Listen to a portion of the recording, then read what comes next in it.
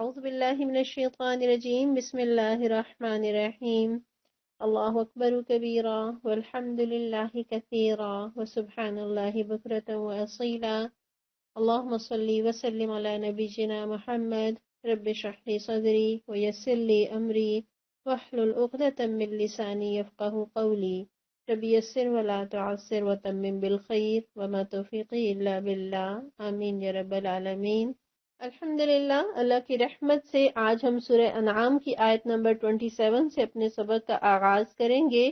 اللہ تعالیٰ ارشاد فرماتے ہیں وَلَوْ تَرَىٰ، اور کاش تم دیکھو، اذ وقفوا، جب وہ ٹھہرائے جائیں گے یا جب وہ کھڑے کیے جائیں گے یا جب وہ روکے جائیں گے علی النار، آگ پر، فقالو، تو وہ کہیں گے یا لیتنا، اے کاش، نردو، ہم لوٹائے جائیں، ولا نکذبا، اور ہم ہرگز نہ جھٹلائیں، بآیات ربنا، اپنے پروردگار کی آیتوں کو، ونکون من المؤمنین، اور ہم ایمان لانے والوں میں شامل ہو جائیں۔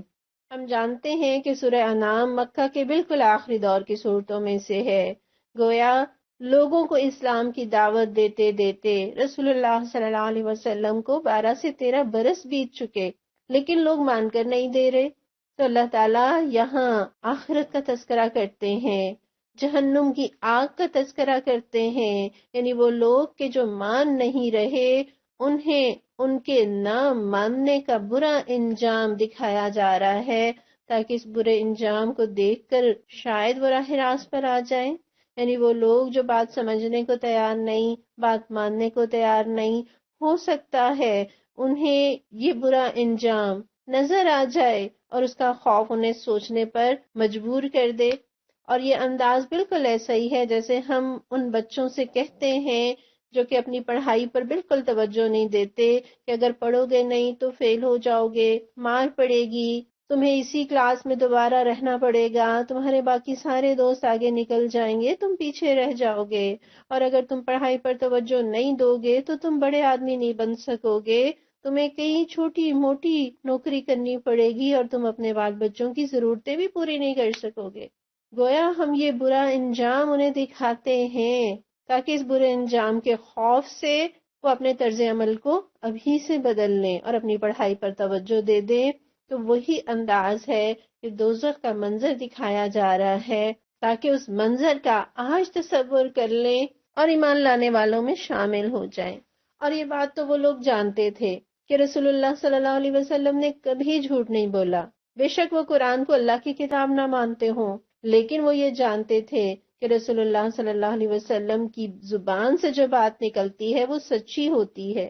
لہٰذا آپ صلی اللہ علیہ وسلم جب یہ آیات سناتے ہوں گے تو ان کا دل ایک مرتبہ ضرور دہل جاتا ہوگا۔ اور یہاں بات کیا بتائی جا رہی ہے؟ اذ وقفوا، جب وہ کھڑے کیے جائیں گے، جب وہ پیش کیے جائیں گے، جب وہ ٹھہرائے جائیں گے، یعنی وہ خود کھڑے نہیں ہوں گے بلکہ انہیں کھڑا کیا جائے گا۔ اور کہاں کھڑا کیا جائے گا؟ کہیں دھوپ میں نہیں، کہیں سائے میں نہیں، کسی سڑک کے کنارے پر نہیں، بلکہ جہنم کے کنارے کھڑا کیا جائے گا۔ اس کے شعلے، اس کے دہکتے ہوئے انگارے دیکھ کر، اس کی آگ کی تیزی اور اس کی شدت دیکھ کر، اس کے اندر طرح طرح کے عذاب، توق اور زنجیریں دیکھ رہے ہوں گے، تو تصور کیجئے کہ حال کیا ہوگا۔ اوسان خطا ہو جائیں گے، ہوش اڑ جائیں گے، کہہ سکتے ہیں کہ ساری پھوپھاں ختم، ساری ضد، ساری ہٹ دھرمی، تکبر اور غرور ان کا مٹ جائے گا۔ آج اکڑ رہے ہیں، آج مان کر نہیں دے رہے، اور کل حسرت کریں گے۔ اور یہاں وقفو بمعنی قیام بھی ہے اور بمعنی واقف بھی ہے، یعنی انہیں اس انجام سے جب واقف کرایا جائے گا، جب اس کا مشاہدہ کرایا جائے گا، تو وہ لوگ جو دنیا میں اکڑتے تھے وہاں کے گھیا رہے ہوں گے، وہاں منتیں اور ترلے کر رہے ہوں گے، تو دوزخ کے کنارے کھڑے ہو کر ایسی حسرتوں سے بہتر ہے کہ آج اس منظر کا تصور کر لیں اور اس سے بچنے کی کوشش کر لیں۔ اور یہ جہنم کے عذابوں میں سے ایک عذاب ہے۔ کون سا؟ شرمندگی کا عذاب، رسوائی کا عذاب، حسرتوں کا عذاب، ریگریٹس ہیں، اور یہ سائیکولوجیکل عذاب ہے، اور یہ بڑا تکلیف دہ عذاب ہوتا ہے۔ اور آپ جانتے ہیں کہ کہ قیامت کا ایک نام یوم الحسرہ بھی ہے، یعنی وہ حسرتوں کا دن ہے، پشیمانیوں کا دن ہے۔ اللہ ہمیں ان لوگوں میں شامل نہ کرے جو قیامت کے دن حسرتوں میں مبتلا ہوں گے۔ قرآن ان حسرتوں کا تذکرہ کرتا ہے۔ لوگ کہیں گے یا لیتنی کنت ترابا، کہ اے کاش کہ میں مٹی ہوتا۔ مٹی سے ہم انسان بنے ہیں نا، کاش ہم مٹی ہی رہتے، انسان نہ بنے ہوتے۔ یا مرنے کے بعد جب ہم مٹی ہو گئے تو ہم مٹی ہی رہتے اور ہمیں دوبارہ نہ اٹھایا جاتا۔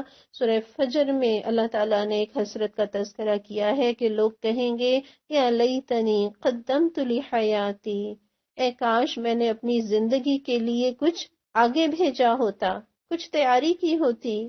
سورہ حاقہ میں اللہ تعالیٰ فرماتے ہیں کہ وہ لوگ کہ جن کے بائیں ہاتھ میں نامہ اعمال تھمایا جائے گا، وہ کہہ رہے ہوں گے یا لیتنی لم اوت کتابیا، اے کاش کہ ہمیں یہ نامہ اعمال نہ تھمایا گیا ہوتا۔ اور اس کی اگلی ہی آیتوں میں ایک اور حسرت کہ یا لیتہا کانت القاضیہ، اے کاش جو موت ہمیں دنیا میں آئی تھی وہی ہمارا کام تمام کر دینے والی ہوتی اور ہمیں یہ دن نہ دیکھنا پڑتا۔ سورہ فرقان میں اللہ تعالیٰ ان کی حسرت نقل کرتے ہیں، وہ کہیں گے یا ویلتا، ہائے ہماری کمبختی، لیتنی، اے کاش، لم اتخذ فلانا خلیلا، کہ کاش میں نے فلاں کو دوست نہ بنایا ہوتا، کہ جس کے بہکاوے میں آ کر یا جس کی صحبت میں رہ کر میں برائیوں کے رستے پر چل پڑا اور آج یہ انجام بھگتنا پڑ رہا ہے۔ سورہ احزاب میں اللہ تعالیٰ نے دوزخیوں کی یہ حسرت نقل کی ہے کہ یا لیتنا اطعنا اللہ و اطعنا الرسول، اے کاش ہم نے اللہ کی اطاعت کی ہوتی، ہم نے رسول صلی اللہ علیہ وسلم کی بات مانی ہوتی۔ سورہ فرقان میں ایک اور حسرت ہے، یا لیتنی اتخذت مع الرسول سبیلا، اے کاش میں نے رسول صلی اللہ علیہ وسلم کا ساتھ دیا ہوتا، ان کے راستے پر چلا ہوتا۔ سورہ نساء میں ایک اور حسرت ہے، یا لیتنی کنت معہم فافوز فوزا عظیما، اے کاش میں نے ان نیک لوگوں کا ساتھ دیا ہوتا تو میں بھی بڑی کامیابی سمیٹ لیتا۔ سورہ کہف میں ایک اور حسرت کا تذکرہ ہے، جہنمی کہیں گے یا لیتنی لم اشرک بربی احدا، اے کاش میں نے اپنے رب کے ساتھ کسی کو بھی شریک نہ ٹھہرایا ہوتا۔ یعنی وہ لوگ قیامت کے دن حسرتیں کر رہے ہوں گے، وہ دن جب کہ جان جائیں گے نا کہ بچت صرف ایمان لانے والوں کے نصیب میں ہے۔ وہی جہنم سے بچیں گے جو مومن ہیں، تو اپنے ایمان لانے کے ارادے کو ظاہر کریں گے۔ دیکھیے اپنے گناہوں کا اعتراف بھی کر رہے ہیں کہ ہم نے جھٹلائے رکھا، ہم نے مان کر نہیں دیا، پروردگار ایک چانس اور دے دیجئے، ایک مہلت اور دے دیجئے، ایک موقع اور دے دیجئے، اور بڑے عزم کا اظہار کر رہے ہیں کہ پھر ہم اپنے رب کی آیتوں کو نہیں جھٹلائیں گے اور ہم ایمان لانے والوں میں شامل ہو جائیں گے۔ یعنی اس وقت یہ لوگ کہ جو مان کر نہیں دے رہے، قیامت کے دن ان کی یہ کیفیت نہیں ہوگی جو دنیا میں ہے، لیکن وہ وقت کہ جب حقیقت سامنے آ جائے گی، جب اللہ رب العزت، اس کی عظمت، اس کا جلال، اس کے فرشتے نگاہوں کے سامنے ہوں گے، جب جنت اور جہنم کو آنکھوں سے دیکھ لیں گے، تو اس وقت تو ایمان لانا فائدہ نہیں دے گا۔ اللہ ایمان بالغیب ہی کی تو قدر کرتے ہیں، اور ایسے ہی ایمان کے بدلے تو جنتوں کے وعدے کرتے ہیں۔ رب کو نہیں دیکھا، اس کو دیکھے بغیر اس کے حکم پر، اس کی عظمت کے آگے نماز میں ہاتھ باندھ کر کھڑے ہو جاتے ہیں، سجدے میں سر رکھ دیتے ہیں۔ آج جنت کو اپنی آنکھوں سے دیکھا نہیں ہے، لیکن اس کی نعمتوں کو آنکھوں میں سجائے اور دل میں بسائے، اس دنیا میں اپنی خواہشات کو لگام دیے ہوئے ہیں۔ جہنم نہیں دیکھی، اس کی آگ نہیں دیکھی، آگ کے لباس نہیں دیکھے، اور اس آگ کے لباس کو دیکھے بغیر رب کی مرضی کا لباس آج پہن لیا۔ یہی ایمان تو اللہ کو مطلوب ہے۔ جب یہ ساری حقیقتیں سامنے آ جائیں گی، لوگ ایمان لانا چاہیں گے، لیکن اس وقت ان کا ماننا قبول نہیں کیا جائے گا۔ وہ اردو میں ایک محاورہ استعمال ہوتا ہے نا، پچھتائے کیا ہو جب چڑیاں چگ گئی کھیت۔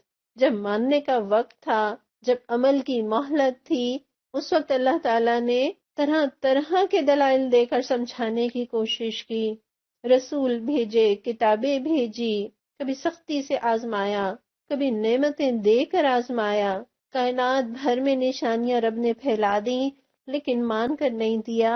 اب قیامت کے دن ماننے کے لیے تیار ہیں لیکن رب ماننے کو تیار نہیں ہے. اس پر مجھے اس درویش بہلول کا واقعہ یاد آ گیا کہ ایک مرتبہ بہلول بازار میں لوگوں کو اللہ کی طرف بلا رہے تھے. خلیفہ ہارون الرشید کا وہاں سے گزر ہوا تو پوچھنے لگے بہلول کیا کر رہے ہو؟ تو کہنے لگا کہ بندوں کی رب سے صلح کروا رہا ہوں. تو خلیفہ نے پوچھا کہ پھر نتیجہ کیا نکلا؟ تو کہنے لگا رب تو مان رہا ہے لیکن بندے نہیں مان رہے. اتفاق سے کچھ عرصے کے بعد بہلول قبرستان میں بیٹھے ہوئے تھے اور خلیفہ کا وہاں سے گزر ہوا تو پوچھنے لگے کہ بہلول کیا کر رہے ہو؟ تو وہ درویش کہنے لگا کہ بندوں کی خالق سے صلح کروا رہا ہوں. خلیفہ نے پوچھا تو پھر کیا ہوا؟ تو کہنے لگا کہ بندے تو مان رہے ہیں لیکن رب نہیں مان رہا. تو واقعی یہ حقیقت ہے کہ دنیا کی زندگی میں پروردگار ماننے کو تیار ہے. رب کی طرف پلٹیں، توبہ کر لیں، ندامت کا اظہار کریں، اپنی غلطیوں کا اعتراف کریں، خواہ ایک آنسو ہی کیوں نہ بہا لیں. رب اپنے دامن رحمت میں لینے میں دیر نہیں کرتا. لیکن قیامت کے دن دہکتی ہوئی جہنم کو دیکھ کر لوگ ماننے کو تیار ہوں گے، ایمان لانے کے عزم کا اظہار کریں گے، منتیں کریں گے، لیکن رب نہیں مانے گا. گویا ایمان کا موقع تو دنیا تھا، جب وہ گزر گیا اب ایمان لانے کا کوئی فائدہ نہیں. سورہ یونس میں فرعون کی موت کا وقت اور اس کی توبہ کا تذکرہ مذکور ہے. اللہ تعالیٰ فرماتے ہیں وَجَاوَزْنَا بِبَنِي إِسْرَائِيلَ الْبَحْرَ فَأَتْبَعَهُمْ فِرْعَوْنُ وَجُنُودُهُ بَغْيًا وَعَدْوًا، کہ جب ہم بنی اسرائیل کو سمندر سے گزار لے گئے اور پھر فرعون اور اس کا لشکر ظلم اور زیادتی کی غرض سے اس کے پیچھے چلا، حَتَّى إِذَا أَدْرَكَهُ الْغَرَقُ، یہاں تک کہ جب فرعون ڈوبنے لگا، قال آمنت انه لا الہ الا الذی آمنت به بنو اسرائیل وانا من المسلمین، تو بول اٹھا کہ میں نے مان لیا خداوند حقیقی اس کے سوا کوئی نہیں جس پر بنی اسرائیل ایمان لائے، اور میں بھی سر اطاعت جھکا دینے والوں میں سے ہوں. فرعون جس کے لیے اللہ تعالیٰ نے اپنے پیارے نبی موسیٰ علیہ السلام کو بھیجا، عصا اور ید بیضا جیسی نشانیاں دے کر بھیجا، جس کا ایمان لانا اللہ کو اس بات کی اتنی چاہت تھی کہ اللہ تعالیٰ نے اپنے پیغمبر سے کہا کہ جب اس کے پاس جانا تو نرمی سے بات کرنا، شاید کہ وہ سدھر جائے. وہی فرعون اپنے ایمان کا اعلان کر رہا ہے، اور نہ صرف اپنے ایمان کا بلکہ اطاعت کے لیے تیار ہے. لیکن اسے کیا جواب دیا گیا؟ الآن وقد عصیت قبل وکنت من المفسدین، اب ایمان لاتا ہے حالانکہ اس سے پہلے تک تو نافرمانی کرتا رہا اور فساد برپا کرنے والوں میں سے تھا. فَالْيَوْمَ نُنَجِّيكَ بِبَدَنِكَ لِتَكُونَ لِمَنْ خَلْفَكَ آیَةً، اب تو ہم صرف تیری لاش ہی کو بچائیں گے تاکہ تو بعد کی نسلوں کے لیے عبرت کا نشان بن جائے. اگر نشانیاں سامنے آ جانے کے بعد، حقیقت کھل جانے کے بعد ایمان لانا فائدہ مند ہوتا تو اللہ تعالیٰ فرعون کے ایمان کو قبول کر لیتے. لیکن ہم دیکھتے ہیں کہ اللہ تعالیٰ نے فرعون کے ایمان کو نہ صرف رد کر دیا بلکہ اسے دنیا بھر کے لیے عبرت کا نشان بنا دیا.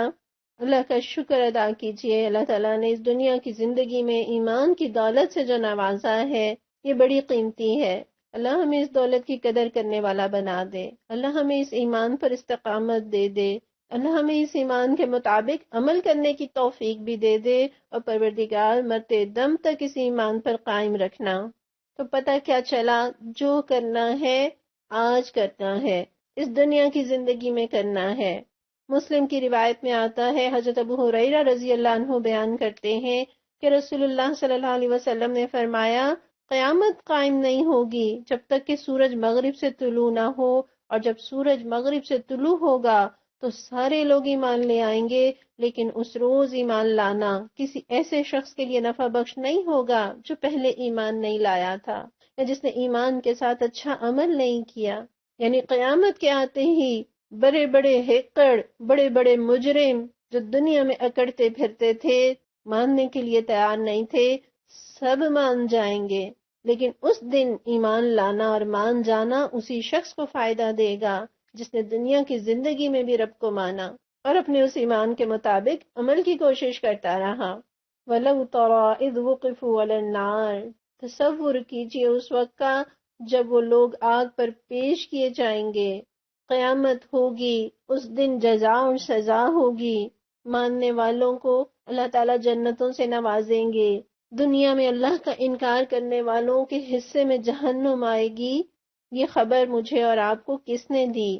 آج سے 1400 سال پہلے غیب کی خبریں بتانے والوں میں سے ایک شخص جو اپنے شہر کے لوگوں میں صادق اور امین کے لقب سے مشہور تھا، اس نے یہ خبر دی کہ میں نے آگ دیکھی ہے، جہنم کی آگ، دہکتی ہوئی، بھڑکتی ہوئی، شعلے اگلتی ہوئی، جو جسم و جان سے چمٹ جانے والی ہے، جو دنیا کی آگ سے 69 ٹائم زیادہ گرم ہے، جس میں داخل ہونے والوں کے لیے آگ کے لباس ہیں، آگ کے بستر ہیں، آگ کی چھتریاں ہیں، آگ کے ستون ہیں، آگ کی بھاری بیڑیاں ہیں، آگ کی زنجیریں ہیں، جہاں آگ میں تپائے ہوئے اور دہکائے ہوئے لوہے کے کروڑوں ٹن وزنی ہتھوڑے اور گرز ہیں، جس آگ میں بڑے بڑے زہریلے سانپ ہیں جو اتنے بڑے ہیں کہ اونٹوں کے برابر ہیں، جہاں زہریلے بچھو ہیں جو جسامت میں خچروں کے برابر ہیں، جہاں کھانے کے لیے کانٹے دار زہریلا توہر اور جہاں پینے کے لیے کھولتا ہوا پانی یا بدبودار زہریلی پیپ یا خون۔ اور یہ خبر وہ دے رہا ہے جس نے اپنی آنکھوں سے اس جہنم کو دیکھا ہے اور جس نے بار بار یہ صدا لگائی ہے، انذرتکم النار، انذرتکم النار، کہ میں نے تمہیں اس آگ سے خبردار کر دیا ہے، اے لوگوں میں نے تمہیں اس آگ سے ڈرا دیا ہے۔ اور مسلم کی روایت میں آتا ہے اتقوا النار ولو بشق تمرہ، اس آگ سے بچو خواہ ایک کھجور کا ٹکڑا دے کر ہی صحیح، فمن لم یجد فبکلمۃ طیبہ، اور جو ایک کھجور کا ٹکڑا بھی نہ پائے تو کم از کم اچھی بات کے ذریعے اس آگ سے بچنے کی کوشش کر لے۔ تو دنیا میں ہم دیکھتے ہیں کوئی بڑے بڑے مسائل جنہیں ہم سمجھتے ہیں، ان کے حل کے لیے تنظیمیں بن جاتی ہیں، لوگ اکٹھے ہو جاتے ہیں۔ دنیا کے لوگ سمجھتے ہیں کہ خواتین کو حقوق نہیں مل رہے، اس لیے حقوق نسواں کے لیے کوئی تنظیم ہونی چاہیے۔ کسی کو ایڈز بہت بڑا مسئلہ لگتا ہے تو اس کی آگاہی کے لیے یا اس خطرے کو محسوس کرتے ہوئے لوگوں نے تنظیمیں بنا لی تاکہ اس مسئلے، اس بیماری کی اویئرنیس پیدا کی جائے اور اس سے بچنے کی کوشش کی جائے۔ کہیں لیبر یونین ہے، کہیں وکلاء کی تنظیمیں ہیں، کہیں ڈاکٹروں کے حقوق کی تنظیمیں ہیں۔ جس نے جس مسئلے کو بڑا سمجھا، اس سے بچنے کے لیے اس نے لوگوں کو جمع کیا تاکہ اس پر غور و فکر کریں، اس سے بچنے کے لیے پلان کر سکیں اور اس پلان پر عمل درآمد کو یقینی بنا سکیں۔ بہت ساری چیزیں، کہیں ماحولیاتی آلودگی ایک بہت بڑا مسئلہ ہے، کہیں کینسر جیسی بیماری بہت سے لوگوں کو موت کی لپیٹ میں لے رہی ہے۔ تو ان سارے مسائل کے خاتمے کے لیے لوگوں نے NGOs بنا رکھی ہیں، لوگوں نے سر جوڑ رکھے ہیں۔ کیا جہنم کی آگ یہ اتنا بڑا مسئلہ نہیں ہے کہ میں اور آپ بیٹھے سر جوڑیں، کوئی پلان بنائیں کہ کیسے اس آگ سے بچا جا سکتا ہے، کیسے اپنے پیاروں کو اس آگ سے بچایا جا سکتا ہے۔ نبی صلی اللہ علیہ وسلم نے یہ خبر دی ہے، کوئی بھی خبر میرے اور آپ کے پاس آئے تو دو ہی باتیں ہوا کرتی ہیں، یا وہ خبر جھوٹی ہوگی اور یا وہ خبر سچی ہوگی، تیسری کوئی بات نہیں ہوتی۔ اور کوئی بھی خبر جب ہمیں ملتی ہے تو ہم پہلے یہ دیکھتے ہیں کہ یہ خبر دے کون رہا ہے۔ تو دیکھیے یہ جہنم کی خبر مجھے اور آپ کو دی کس نے ہے؟ نبی صلی اللہ علیہ وسلم نے، جو صادق اور امین ہے، اور ہمارا ایمان ہے کہ آپ کی ہر بات سچی ہے، اور آپ نے جو آخرت کی اور قیامت کی اور جنت اور جہنم کی خبر دی ہے یہ بھی بالکل سچی ہے۔ لیکن جسٹ تصور کر سکتے ہیں سمجھنے کے لیے، اگر یہ خبر جھوٹی ہے تو اس میں میرا اور آپ کا کیا نقصان؟ اس جھوٹ کا وبال تو خبر لانے والے پر ہوگا نا، معاذ اللہ۔ حالانکہ ہمارا ایمان ہے کہ یہ خبر جھوٹی نہیں ہے اور خبر دینے والا بھی سچا ہے، لیکن محض بات سمجھنے کے لیے اگر آپ تصور بھی کر لیں کہ اگر خبر جھوٹی ہے تو جھوٹ کا وبال ہم پر نہیں پڑے گا، اس کا ہمیں کوئی نقصان نہیں۔ اور اگر یہ خبر سچی ہوئی، جو کہ واقعی سچی ہے، اور جو خبر دے رہا ہے وہ دنیا کا سچا ترین انسان ہے، تو سوچ سکتے ہیں ہم اس سچی خبر کو جھٹلانے کا انجام کیا ہوگا، اس سچی خبر کو مذاق میں اڑانے والوں کا انجام کیا ہوگا، اس سچی خبر کے بارے میں شک میں پڑنے والوں کے ساتھ کیا معاملہ پیش آنے والا ہے، اور اس سچی خبر پر ایمان لانے کے باوجود، ایمان رکھنے کے باوجود اس سے غافل رہنے والوں کے ساتھ کیا بننے والی ہے۔ اور تصور کیجئے جب وہ آگ بھڑک رہی ہوگی اور خبر لانے والا یہ کہہ رہا ہوگا هذه النار التي كنتم بها تكذبون، یہ ہے وہ آگ جسے تم جھٹلایا کرتے تھے، تو کیا جواب دیں گے، کیا کریں گے، کہاں بھاگ کر جائیں گے، کون سی طاقت بچائے گی، کون مشکل کشا ہوگا اس وقت، کون سفارشی چھڑائے گا۔ سورہ مرسلات میں اللہ تعالیٰ فرماتے ہیں وَيْلٌ يَوْمَئِذٍ لِّلْمُكَذِّبِينَ، ہلاکت ہے، بربادی ہے اس روز جھٹلانے والوں کے لیے۔ پروردگار ہمیں مان جانے والوں میں شامل کر لے۔ ہم تجھ پر ایمان لاتے ہیں، ہم تیرے نبی صلی اللہ علیہ وسلم پر ایمان لاتے ہیں، ہم آخرت پر ایمان لاتے ہیں، ہم جنت اور جہنم کو برحق مانتے ہیں۔ پروردگار ہمیں اس جہنم کے عذاب سے بچا لے۔ اللہم اجرنا من النار، اللہم اجرنا من النار، اللہم اجرنا من النار۔ ابن عباس رضی اللہ عنہ فرماتے ہیں کہ رسول صلی اللہ علیہ وسلم ہمیں جہنم کی آگ سے بچنے کی دعا اس طرح سکھاتے تھے جیسے قرآن کی صورتیں سکھاتے تھے۔ یہ نسائی کی روایت ہے، گویا آپ صلی اللہ علیہ وسلم بڑی تاکید کے ساتھ اور بڑے اہتمام کے ساتھ جہنم کی آگ سے بچنے کی دعا سکھایا کرتے تھے۔ آیت نمبر 28، بل بدا لہم، بلکہ کھل گئی ان پر ما کانوا یخفون، جو وہ چھپاتے تھے، من قبل، اس سے پہلے، وَلَوْ رُدُّوا، اور اگر وہ لوٹا بھی دیے جائیں، لَعَادُوا، یقیناً وہ اعادہ کریں گے، وہ دوبارہ کریں گے، لِمَا نُہُوا عَنْهُ، وہی سب کچھ جس سے وہ منع کیے گئے، وَإِنَّهُمْ، اور بے شک وہ سب، لَكَاذِبُونَ، یقیناً جھوٹے ہیں۔ اللہ تعالیٰ یہاں قیامت کا منظر بتا رہے ہیں کہ اس دن حقیقت کھل کر سامنے آ جائے گی۔ وہ ساری باتیں جنہیں لوگ چھپاتے تھے، جن پر پردے ڈالا کرتے تھے، جو باتیں پوشیدہ رہیں، وہ ساری چیزیں سب کے سامنے آ گئیں۔ جو چھپاتے تھے وہ ظاہر ہو گیا، جس کو ماننے کے لیے تیار نہیں تھے، جس پر پردہ ڈالنے کی وہ تجویزیں سوچتے رہتے تھے، آج وہ حقیقت بن کر سب کے سامنے آ گئی۔ جس طرح قرآن میں اللہ تعالیٰ نے بتایا نا کہ یہود آپ صلی اللہ علیہ وسلم کو ایسے پہچانتے تھے جیسے اپنی اولاد کو، لیکن اس حقیقت کو دل سے ماننے کے باوجود تسلیم کرنے سے انکاری رہے۔ تو قیامت کے دن ہر وہ حقیقت جس پر لوگ پردہ ڈالتے تھے، جسے چھپاتے تھے، وہ حقیقتیں کھل کر سامنے آ جائیں گی۔ ما کانوا یخفون، جو وہ چھپایا کرتے تھے، کیا چھپاتے تھے؟ وہ اپنے شرک کے عقیدے کو تو نہیں چھپاتے تھے، صاف صاف اپنے عقیدے کے لیے لڑتے تھے۔ تو چھپاتے کیا تھے کہ پہلے بھی ان کی سمجھ میں یہ بات آتی تھی، ان کے دل تسلیم کرتے تھے کہ نبی صلی اللہ علیہ وسلم صادق ہیں، امین ہیں، آپ کی باتیں سچی ہیں، اللہ ایک ہے، وہی خالق ہے، وہی مالک ہے۔ ان حقیقتوں کو ان کے دل تسلیم کیا کرتے تھے۔ وہ قرآن سنتے تھے، ان کا دل پگھلتا تھا، اللہ کے کلام کی تاثیر کو بھی وہ محسوس کرتے تھے، اس کی فصاحت، اس کی بلاغت، اس کی اثر پذیری کہہ لیجئے، دل کو چھونے والے دلائل کہہ لیجئے، قرآن کی پیشنگوئیاں جو حقیقت بن کر سامنے آ رہی تھیں، ان کے دل انہیں تسلیم کر رہے تھے، لیکن ضد، غرور، تکبر، تعصب، چودراہٹ، حسد، یہ وہ بیماریاں ہیں کہ ماننے نہیں دیتی۔ بل بدا لہم ما کانوا یخفون، یوں بھی کہہ لیجئے کہ ان کے سردار جانتے تھے حقیقت کو، لیکن قوم سے چھپاتے تھے۔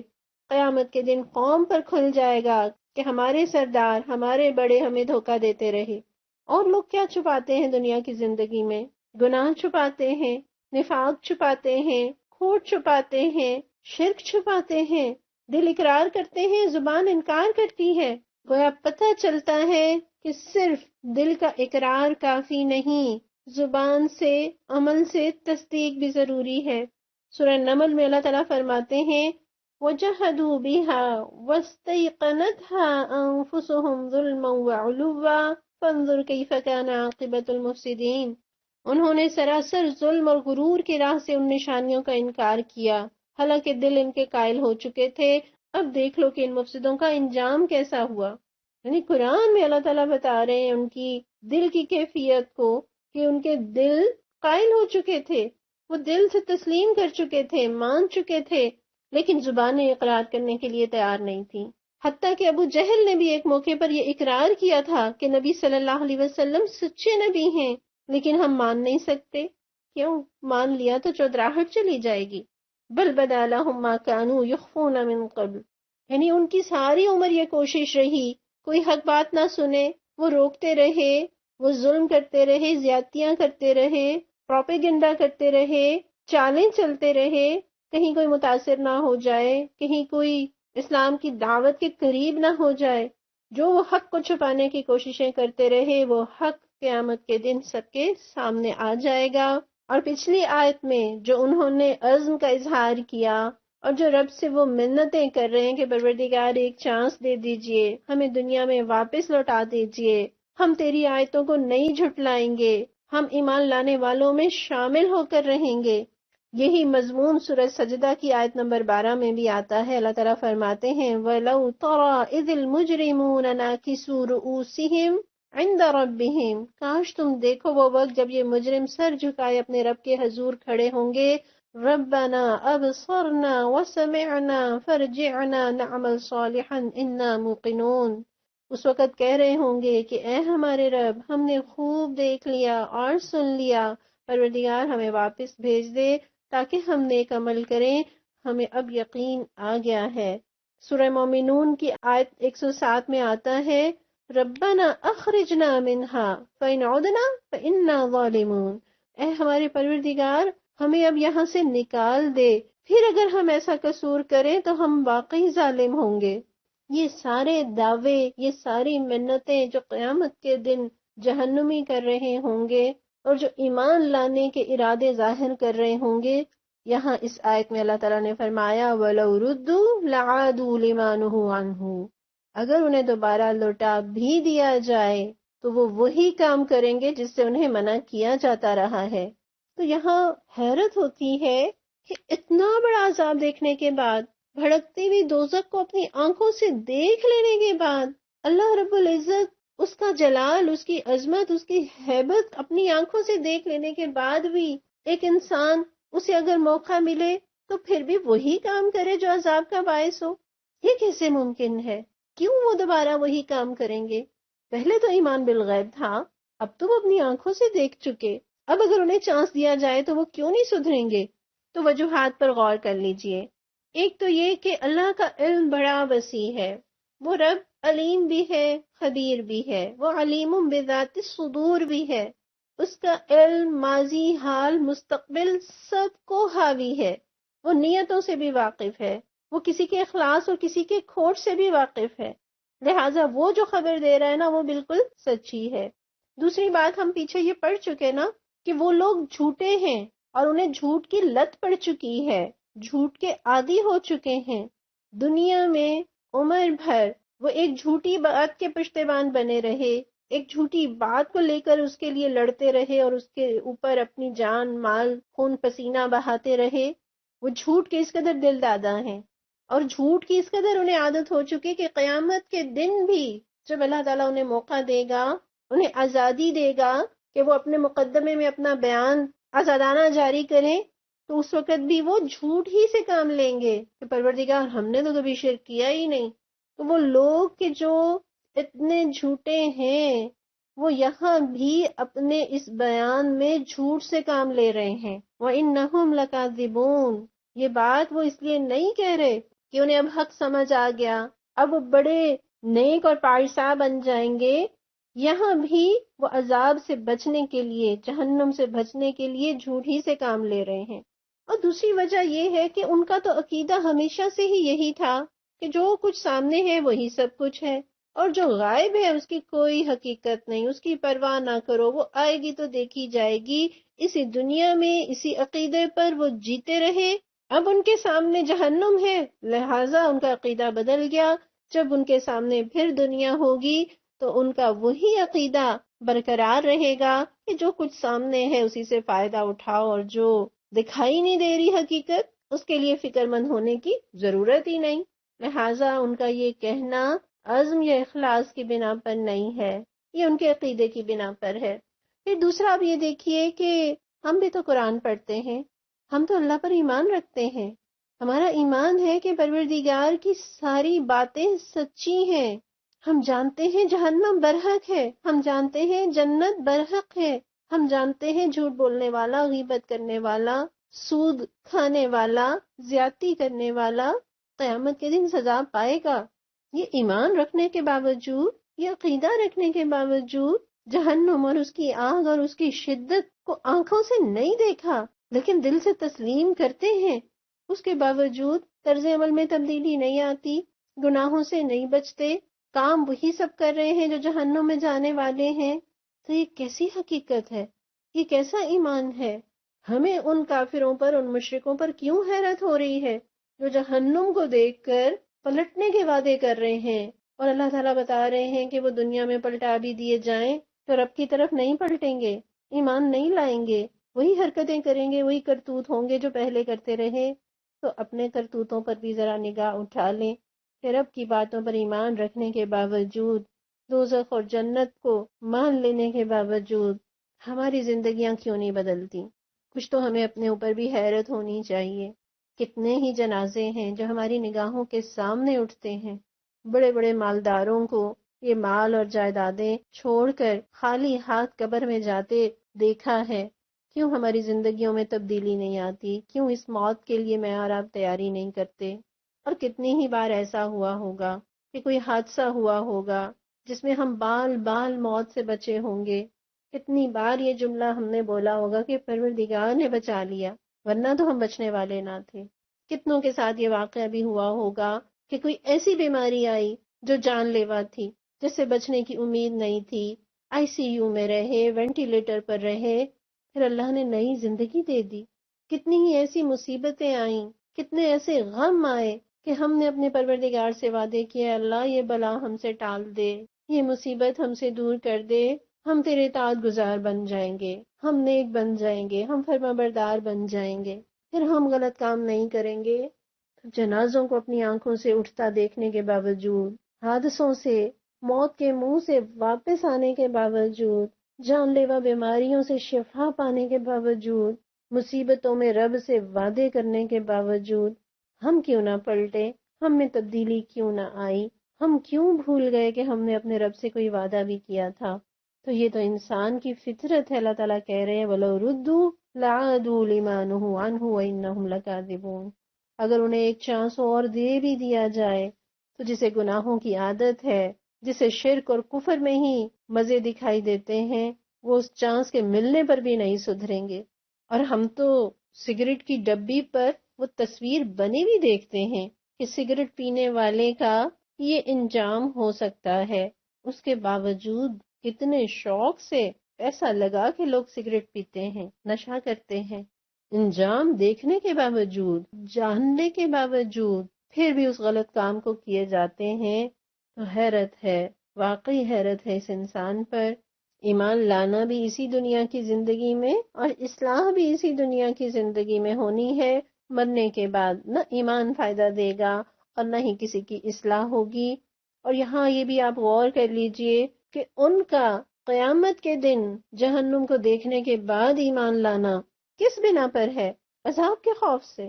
تو جس خوف سے وہ ایمان لائے، جب وہ خوف ٹل جائے، جب وہ عذاب ٹل جائے اور وہ دنیا میں واپس آ جائیں تو اپنی ڈگر پر واپس آ جائیں گے. اسی لیے اللہ تعالیٰ کو جبرن دین پر لانا پسند نہیں ہے. ڈنڈے کے زور پہ کسی کو مومن بنانا مقصود نہیں ہے. جہاں آپ کسی کو زبردستی نماز پڑھائیں، زبردستی پردہ کرائیں، آپ ہیں تو آپ کے ڈر سے وہ کر رہے ہیں، آپ نہیں ہیں تو وہ نہیں کریں گے.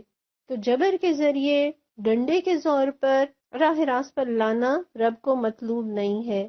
ایسے کوئی سیدھی راہ پر آیا بھی تو جیسے ہی اسے آزادی ملے گی فوراً وہ بگڑنے میں دیر نہیں لگائے گا. اصل میں تو دل پر کام کرنے کی ضرورت ہے. اللہ ہمارے دلوں کو بدل دے، دلوں میں رب کی محبت، رب کا خوف ہو. کسی انسان کو خوش کرنے کے لیے یا کسی انسان کے خوف سے نہ نیکی کریں اور نہ گناہ چھوڑیں، جو نیکی بھی اپنائیں تو رب کی رضا کے لیے، جو گناہ بھی چھوڑے تو رب کی ناراضگی سے بچنے کے لیے۔ اور یہاں ان آیتوں میں جو انہوں نے اپنی خواہش کا اظہار کیا کہ پروردگار ہمیں واپس بھیج دے تو ہم مومن بن جائیں گے، اور پھر اللہ نے جو فرمایا کہ اگر وہ لوٹا بھی دیے جائیں تو وہ برے ہی کام کریں گے، اس سے پتہ چلتا ہے کہ ہمیشہ انسان کی ساری خواہشیں سچی نہیں ہوا کرتی۔ جو تمنا سچی ہو، جو خواہش واقعی انسان کے دل کی خواہش ہو، اس کے لیے تو انسان پلان کرتا ہے، اس کے لیے تو وہ عملی قدم اٹھاتا ہے، محنتیں کرتا ہے، اور پھر رب سے دعائیں کرتا ہے۔ لیکن جن خواہشوں کے اظہار میں ہم بس اظہار سے کام لیتے ہیں اور اس میں سچے نہیں ہوتے، تو ان خواہشوں کے لیے نہ کوئی محنت کرنی پڑتی ہے اور نہ کوئی عملی قدم اٹھانا پڑتا ہے۔ تو ہم جائزہ لے لیں کہ ہماری کون سی خواہشیں ہیں، اور نیک بن جانے کی خواہش اور جنت پانے کی تمنا، کیا واقعی ہم اس میں سچے اور سنجیدہ ہیں؟ آیت نمبر 29، وَقَالُوا، اور وہ کہیں گے، إِنْ هِيَ إِلَّا حَيَاتُنَا الدُّنْيَا، نہیں ہے مگر بس یہی دنیا کی زندگی، وَمَا نَحْنُ بِمَبْعُوثِينَ، اور ہم مرنے کے بعد ہرگز دوبارہ نہ اٹھائے جائیں گے۔ یعنی وہ تو ہیں ہی جھوٹے، اس لیے وہ اپنی اس خواہش کے اظہار میں بھی جھوٹ ہی سے کام لیں گے۔ آج جو لوگ یہ کہتے ہیں کہ زندگی جو کچھ بھی ہے بس یہی دنیا کی زندگی ہے اور ہم مرنے کے بعد دوبارہ نہیں اٹھائے جائیں گے، وہ کہاں کی آخرت، کیسی قیامت! اور یقین جانیے سارے بگاڑ کی وجہ یہی تصور ہے، یہی سوچ ہے کہ مرنے کے بعد کوئی دوسری زندگی نہیں۔ اور جب انسان رب سے رہنمائی نہیں لیتا، رب کے کلام سے فائدہ نہیں اٹھاتا، اپنی عقل پر بھروسہ کرتا ہے تو ہمیشہ ٹھوکر کھاتا ہے۔ جب لوگوں نے اللہ کے دیے ہوئے پیغام کو نہیں سمجھا، نہیں سنا، تو مختلف عقیدے بنا لیے، بھانت بھانت کی بولیاں ہیں، مختلف سوچیں ہیں۔ کوئی کہتا ہے کائنات ایک حادثے کا نتیجہ ہے، ایک اتفاق کا نتیجہ ہے، یا انسان کی کائنات میں بس وہی حیثیت ہے جو سمندر میں پانی کے بلبلے کی ہے، جو بنتے بھی ہیں اور ختم بھی ہوتے رہتے ہیں۔ اسی طرح شاید انسان بھی پیدا ہوتے ہیں اور مر جاتے ہیں اور کوئی آخرت واخرت نہیں ہونی۔ سورہ تغابن میں اللہ تعالیٰ یہ فرماتے ہیں کہ زعم الذین کفروا ان لن یبعثوا، منکرین بڑے دعوے سے یہ کہتے ہیں کہ وہ مرنے کے بعد ہرگز دوبارہ نہ اٹھائے جائیں گے۔ قل بلا وربی لتبعثن، کہہ دیجئے کہ نہیں، میرے رب کی قسم تم ضرور اٹھائے جاؤ گے۔ ثم لتنبؤن بما عملتم، اور پھر تمہیں ضرور یہ بتایا جائے گا کہ تم دنیا میں کیا کچھ کرتے رہے۔ وَذَلِكَ عَلَى اللَّهِ يَسِيرٌ، اور ایسا کرنا اللہ پر بڑا آسان ہے۔ اتنی بڑی حقیقت کو نہ ماننا، اس حقیقت سے آنکھیں چرا لینا، یہ تو ایسے ہی ہے جیسے کوئی کبوتر اپنی آنکھیں اس لیے بند کر لے کہ شاید آنکھیں بند کرنے سے وہ بلی سے بچ جائے گا۔ کسی کا یہ عقیدہ کہ وہ اٹھائے نہیں جائیں گے، اور کسی کا یہ عقیدہ کہ اگر وہ اٹھائے بھی گئے تو فلاں ہستی انہیں چھڑا لے گی۔ تو یہی غلط عقیدے، یہی غلط تصورات ان کی گمراہیوں کی وجہ بھی ہیں، اور ان کی ہلاکت اور بربادی کی وجہ بھی یہی بنیں گے۔ اللہم لا تجعلنا منہم۔ آیت نمبر 30، وَلَوْ تَرَى، اور کاش تم دیکھو، اذ وقفوا علی ربہم، جب وہ اپنے پروردگار کے سامنے کھڑے کیے جائیں گے، قالا، اس وقت پروردگار کہے گا، الیس ھذا بالحق، کیا یہ حقیقت نہیں ہے؟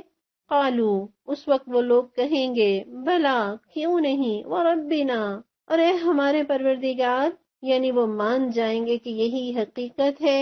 قالا، تو اللہ تعالیٰ فرمائیں گے، فذوقوا العذاب بما کنتم تکفرون، اچھا تو اب اپنے انکار حق کی پاداش میں عذاب کا مزہ چکھو۔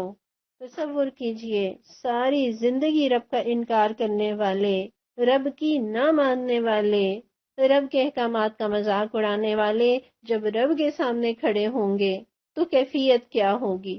کبھی دنیا میں کسی عدالت میں جج کے سامنے مجرم کی حیثیت سے کھڑے ہونے کا اتفاق ہوا ہو تو شاید کچھ اندازہ ہو کہ یہ کتنا مشکل ہے۔ حالانکہ دنیا میں تو فیصلہ سنانے والا خود ایک بے بس انسان ہے جو بسا اوقات دھمکیوں سے ڈر جاتا ہے، کبھی لالچ میں غلط فیصلہ کر لیتا ہے، یا جسے حقیقت کا علم نہیں ہوتا، یا جسے جھوٹی گواہیاں سنا کر گمراہ کیا جا سکتا ہے۔ کہاں دنیا کے یہ جج اور کہاں رب العزت جو علیم بھی ہے، جو خبیر بھی ہے، جو زبردست بھی ہے، جو غالب بھی ہے، جہاں نہ سفارش، نہ جھوٹے گواہ، نہ چرب زبانی، اور وہاں رب العزت کے سامنے کھڑا ہونا گناہگار کی حیثیت سے، مجرم کی حیثیت سے، یہ تو دل دہلا دینے والا منظر ہے۔ وَلَوْ تَرَىٰ إِذْ وُقِفُوا عَلَىٰ رَبِّهِمْ، آج تو بے شمار دلائل سننے کے باوجود، سمجھنے کے باوجود، دل تسلیم کر رہے ہیں، اس کے باوجود لوگ قیامت کا انکار کر رہے ہیں۔ تو غور کیجئے وہ منظر کہ جس حقیقت کا انکار کیا، وہ حقیقت اپنی پوری ہیبت کے ساتھ سامنے موجود ہوگی۔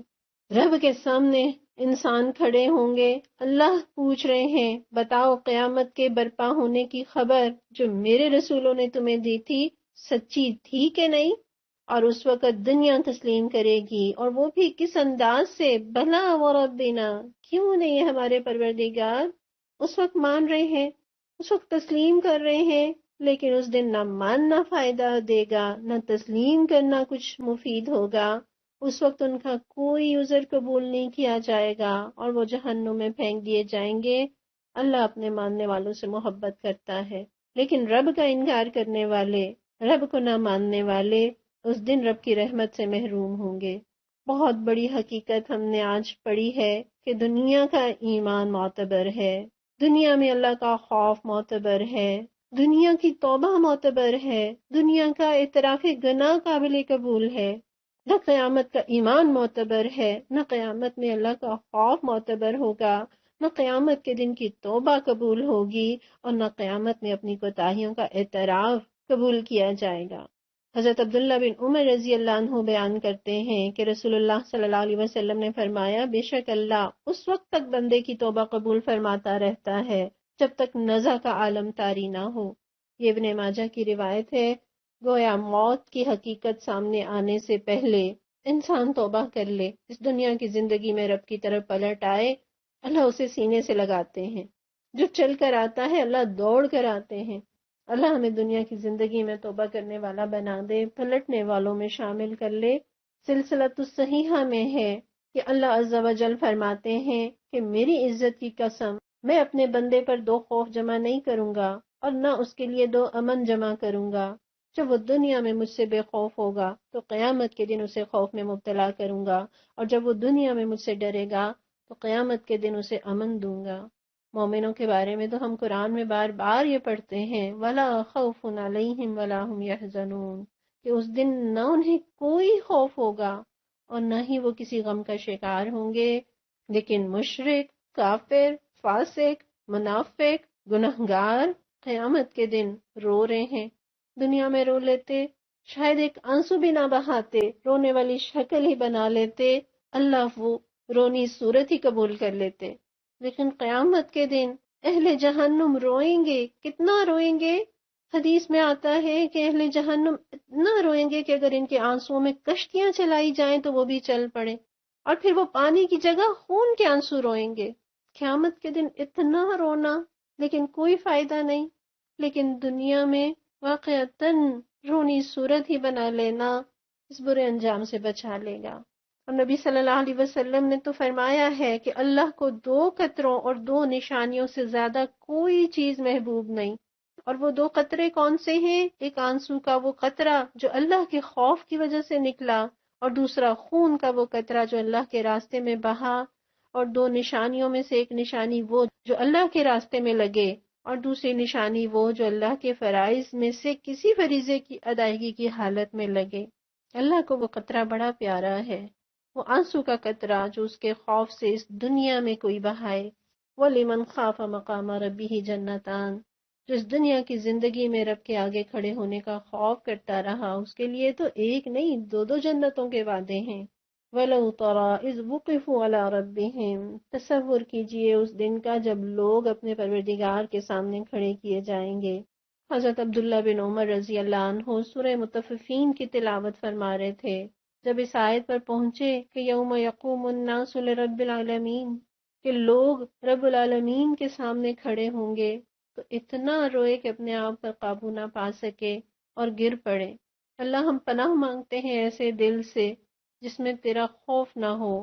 اللہم انی اعوذ بک من قلب لا یخشی۔ پیارے نبی صلی اللہ علیہ وسلم نے تو قیامت کے دن اللہ کے عرش کے سائے میں ایسے شخص کو جگہ ملنے کی نوید سنائی ہے جس نے تنہائی میں اللہ کو یاد کیا اور اس کی آنکھوں سے آنسو بہہ نکلے۔ اللہ ہمیں ان لوگوں میں شامل کر لے۔ نبی صلی اللہ علیہ وسلم نے یہ دعا بھی سکھائی ہے، ترمذی میں مذکور ہے کہ اللہم اقسم لنا من خشیتک ما تحول به بیننا وبین معصیتک۔ اللہ ہمیں تیرا ایسا خوف عطا ہو جو ہمارے اور تیری نافرمانی کے درمیان حائل ہو جائے۔ قال فذوقوا العذاب بما کنتم تکفرون، کہا جائے گا چکھو عذاب کا مزہ۔ بھلا جہنم بھی کوئی ذائقے کی چیز ہے؟ کیوں کہا جا رہا ہے کہ ساری زندگی ذائقے کے پیچھے، لذتوں کے پیچھے، مزوں اور چسکوں میں ضائع کر دی اور دنیا میں لذت ہی سب کچھ لگا کرتی تھی۔ لہٰذا قیامت کے دن بھی اللہ تعالیٰ یہی فرما رہے ہیں، اب چکھو عذاب کا مزہ۔ گویا یہ تان ہے، یہ رب کی ناراضگی ہے، یہ اس کا غصہ ہے۔ سورہ دخان میں اللہ تعالیٰ فرماتے ہیں ذق انک انت العزیز الکریم، چکھ بے شک تو بڑا عزت والا اور بڑا ہی کریم تھا، بڑا زبردست آدمی تھا تو۔ سورہ فاتر میں اللہ تعالیٰ فرماتے ہیں فذوقوا، پس چکھو، فما للظالمین من نصیر، پس ظالموں کا کوئی مددگار نہیں۔ اور چکھنا یقین کا سب سے اونچا درجہ ہے۔ یعنی مثال کے طور پر میں آپ کو ایک چیز کے بارے میں بتاتی ہوں کہ میرے پاس ایک چیز ہے، کوئی کھانے کی چیز لے لیجئے۔ مثلا میں آپ سے کہوں کہ میں نے بیکنگ کی ہے اور میں نے بسکٹ بنائے ہیں، بہت مزیدار ہیں، یقیناً آپ میری بات پر یقین کریں گے، لیکن اس سے بھی ایک یقین کا اونچا درجہ ہوگا کہ میں آپ کو دکھا دوں، آپ اپنی آنکھوں سے دیکھ لیں کہ یہ بسکٹ ہے جو انہوں نے بنائے ہیں اور یہ دیکھنے میں بڑے خوبصورت اور لذیذ دکھائی دے رہے ہیں۔ اور اس سے بھی اونچا یقین کا ایک اور درجہ ہے جب وہ آپ چکھ لیں گے، اس کا ذائقہ کر لیں گے، اسے کھا لیں گے تو یقین کی انتہا کو چھو لیں گے کہ واقعی یہ بات سچی ہے کہ انہوں نے بہت مزیدار بسکٹ بنائے ہیں۔ تو یہاں فذوقوا، گویا جب وہ اس عذاب کو چکھ لیں گے تو ان کا یقین کا لیول کتنا ہائی ہو چکا ہوگا کہ وہ بات جسے وہ سنا کرتے تھے یا وہ جہنم جسے انہوں نے اپنی آنکھوں سے دیکھ لیا، جب اس کا عذاب چکھیں گے تو پوری طرح حقیقت ان پر کھل جائے گی کہ یہ بات تو واقعی سچی ہے جو قرآن کے واسطے سے ہم تک پہنچی، جو اللہ کے نبی صلی اللہ علیہ وسلم نے ہمیں بتائی، جو مولوی دنیا میں کہتے رہے، ان کی باتیں تو سچی نکلیں۔ اور دنیا میں کوئی سزا ایسی نہیں ہے جس کی کیفیت یا جس کی شدت میں وقت گزرنے کے ساتھ ساتھ کمی نہ ہوتی ہو۔ کسی آدمی کو اگر عمر قید ہو جائے تو ہر دن گزرنے کے ساتھ ساتھ ایک تو اس کی قید کی مدت میں ایک دن کی کمی ہو جاتی ہے، جیسے جیسے دن گزرتے جاتے ہیں اس کی قید کی مدت گھٹتی جاتی ہے، رہائی کا دن قریب آتا جاتا ہے۔ اور ایک اور کیفیت ہوتی ہے کہ وقت کے ساتھ ساتھ انسان اس سزا کا عادی ہوتا جاتا ہے۔ پہلے بہت تکلیف ہوتی تھی، پہلے بہت مشکل ہوتی تھی، اور پھر انسان اس تکلیف کا اور اس مشکل کا کسی حد تک عادی ہو جاتا ہے۔ وہ جیسے کسی شاعر نے کہا نا کہ مشکلیں اتنی پڑی ہم پہ کہ آساں ہو گئیں، لیکن جہنم کا عذاب، اس کی شدت، اس کی تکلیف، اس کی مدت میں نہ کمی ہوگی نہ انسان اس کا عادی ہی ہوگا۔ اللہ تعالیٰ قرآن میں فرماتے ہیں کلما خبت زدناہم سعیرا، جب بھی وہ آگ ٹھنڈی ہونے لگے گی ہم اس کو اور زیادہ بھڑکا دیں گے۔ اور وہ کیسی جہنم ہے، وہ کتنی بڑی ہے کہ جس جہنم کو میدان حشر میں لانے کے لیے 4,90,90,000,000 فرشتے مقرر ہوں گے۔ یہ کوئی فوجی نہیں ہے، یہ کوئی انسان نہیں ہے، یہ 4,90,000,000 فرشتے ہیں جو جہنم کو گھسیٹ کر میدان محشر میں لا رہے ہیں۔ آپ سوچ سکتے ہیں کہ وہ جہنم کتنی بڑی بلا ہے، اور کیسے ہم نے یہ فگر نکالی کہ وہ 4,90,000,000 ہوں گے۔ اس حدیث کو یاد کر لیجئے جس میں نبی صلی اللہ علیہ وسلم نے بتایا، جس کا مفہوم ہے کہ جہنم کی 70,000 لگامیں ہوں گی اور ہر لگام کو 70,000 فرشتے پکڑے ہوئے ہوں گے، اور وہ جہنم کے جس کا سب سے ہلکا عذاب آگ کے 2 جوتے ہوں گے جس سے جہنمی کا دماغ کھولے گا، وہ آگ کے جس کو اللہ تعالیٰ نے قرآن میں کہا نار اللہ الموقدہ، اللہ کی بھڑکائی ہوئی آگ، ہم تو جون اور جولائی کی گرمی میں، تپتی دھوپ میں چند لمحوں میں بھی کھڑے نہیں ہو سکتے، اس تپش کو تھوڑی دیر کے لیے بھی برداشت نہیں کر سکتے۔